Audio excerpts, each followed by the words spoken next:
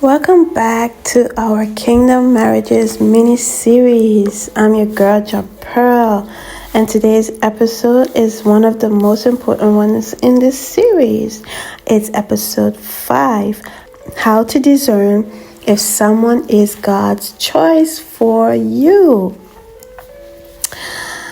How to discern if someone is God's choice for you. Have you ever wondered, is this person the one God has for me?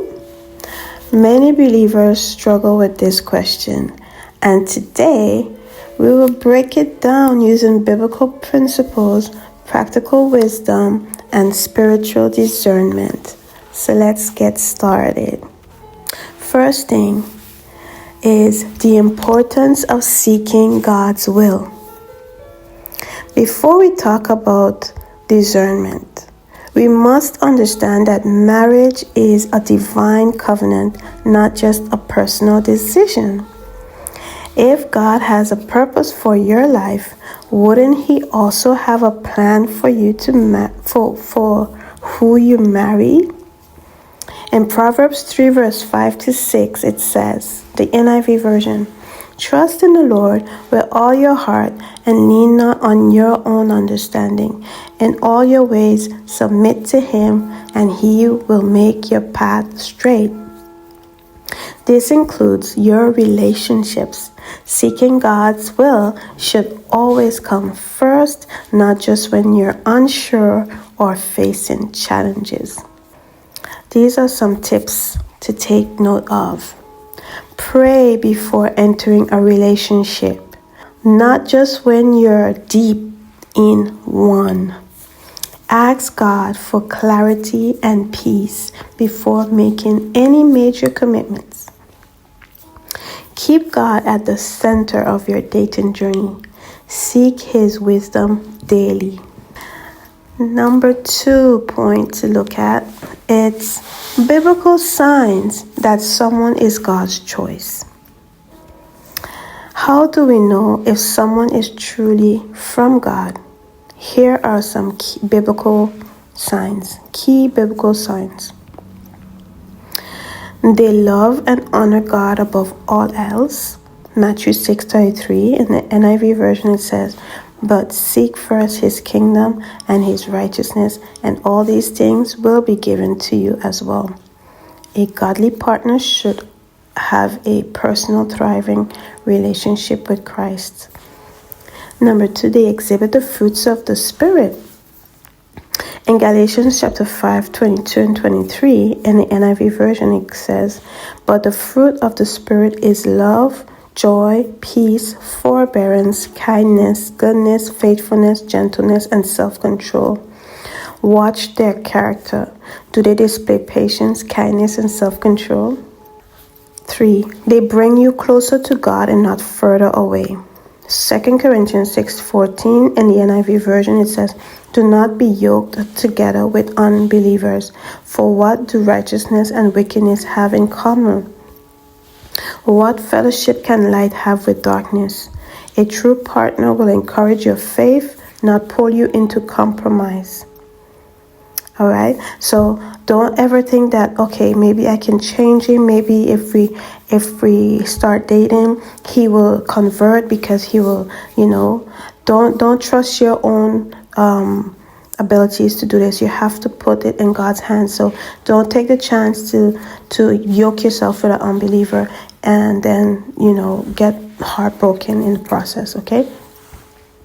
So, number 4, there is always peace and not confusion. Corinthians chapter 14 and 33 in the NIV version says, "For God is not a God of disorder, but of peace."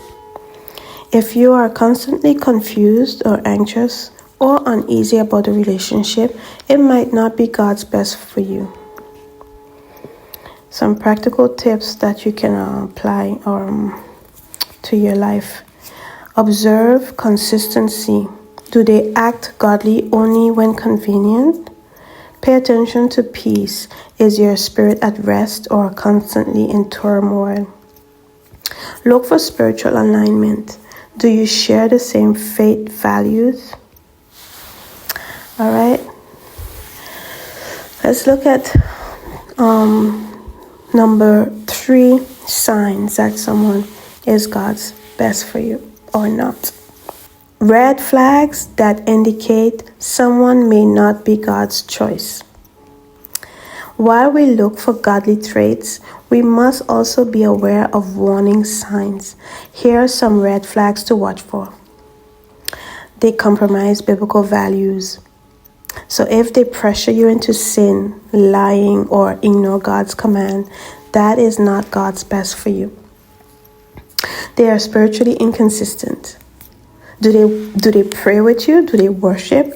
Do they serve God only when it benefits them? They have an unteachable spirit. Proverbs 12 verse 15 in the NIV version says, "The way of fools seem right to them, but the wise listen to advice.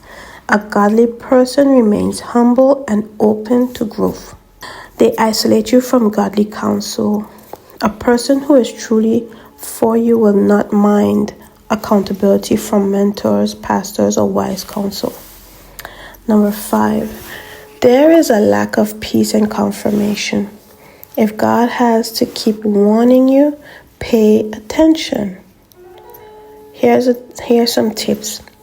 Ask trusted spiritual leaders for their perspective on the relationship. Be honest with yourself. Are you ignoring the red flags because you want the relationship to work? If God has removed someone from your life before, don't bring them back in without confirmation from God. So here's point number 4. How to seek confirmation from God.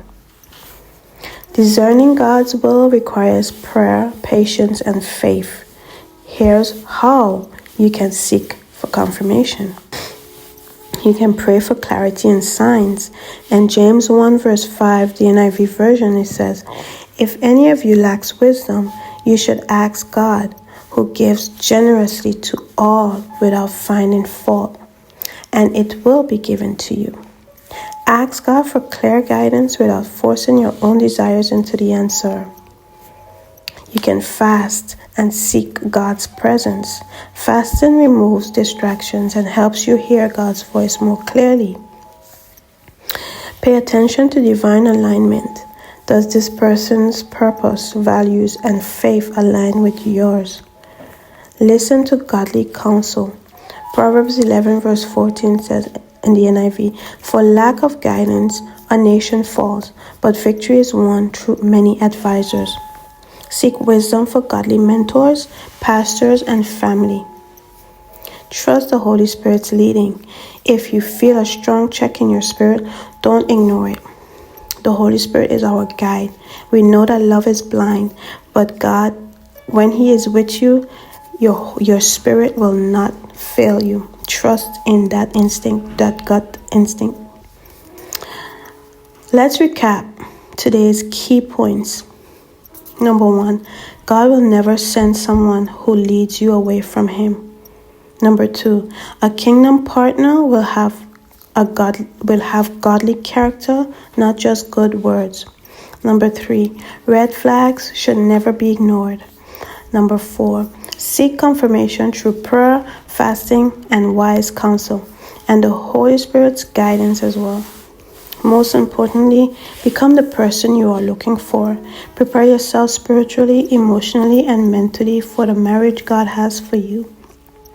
If you enjoyed today's episode, be sure to like, share, and subscribe. Join me next time for episode number 6, Building a Kingdom Relationship That Will Last. Until then, stay prayerful, stay wise, and trust in God's perfect plan for your love story. Be blessed. Shalom, shalom.